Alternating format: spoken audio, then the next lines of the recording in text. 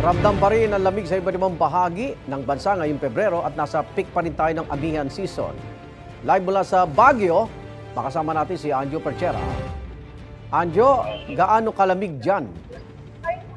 Good morning mga kapuso dito po sa Baguio City. Kaninang alas 2 ng madaling araw mga kapuso ay nakapagtala po pag-asa ng lamig na 17 degrees Celsius mga kapuso.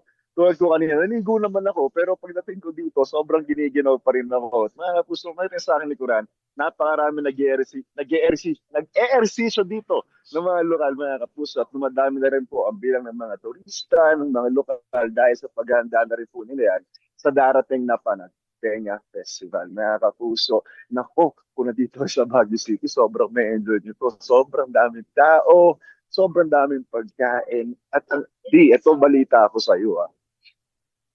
Diigan. Alam mo ako, nagpabunot ako ng wisdom tooth kahapon ng Diigan. Pero hindi siyempre mawawala sa akin yung pagtingin sa pagkain. Ay, tulad tong hawak ko, ang sikat na strawberry taho na dito na makikita sa Baguio City. Mga kapuso, nako.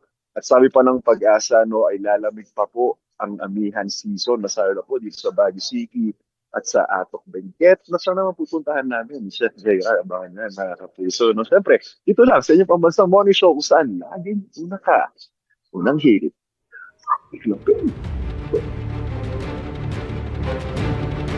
Igan, mauna ka sa mga balita, mag-subscribe na sa GMA Integrated News sa YouTube para sa iba't ibang ulat sa ating bansa.